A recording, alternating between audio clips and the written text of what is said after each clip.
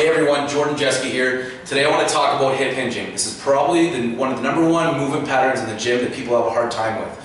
Again, golfers, lifestyle clients, people who sit a lot during the day, they're always caught in that constant state of flexion. They don't know how to get good extension and only hinge from their hips. So the first thing I get all my clients to go through is just a simple toe touch.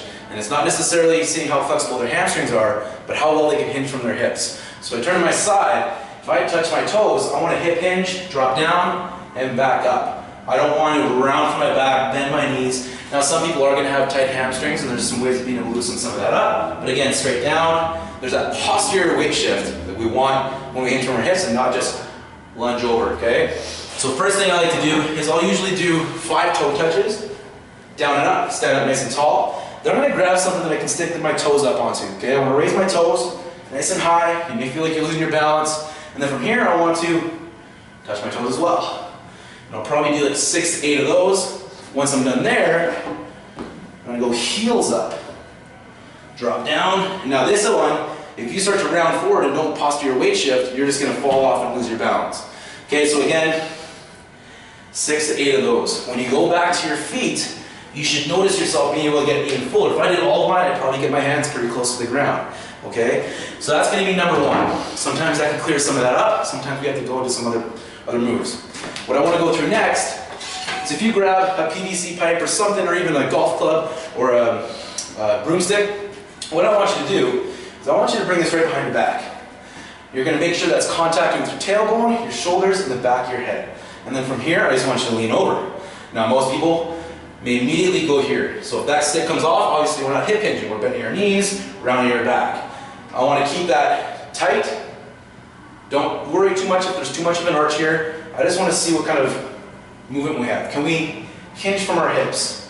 You should feel pulling your hamstrings and then back up. This one almost gets people in the perfect position right away. Sometimes they still want to bend too much.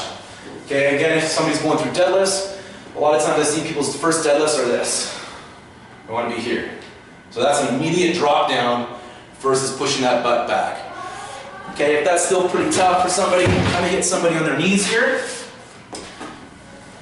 And then from here, I may even have an elastic band around them, or sorry, a resistance band, and pull back. And I want them to not round from their back, just down and up, nice and tall. Again, right now we're hinging from our hips, and we're kind of taking our lower body out of it a little bit.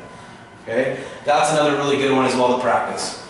One more I'm going to do for you, especially when we're going through kettlebell swings for people, is if you go to the edge of a wall, it doesn't have to be a kettlebell or something you can grab. I want your heels about 1 foot away from the wall. And all you're going to do is you're going to drop down and try and grab that. Okay? If somebody's butt doesn't hit this wall, then they're not hinging properly at their hips. I want to be able to drop down, butt's hitting the wall, pull up, back down again, back up. Again, if we start to round, bend our knees, we're not properly hip hinging. So again, whenever you're in the gym, doing deadlifts, bent over rows, make sure that you can get that proper hip hinge.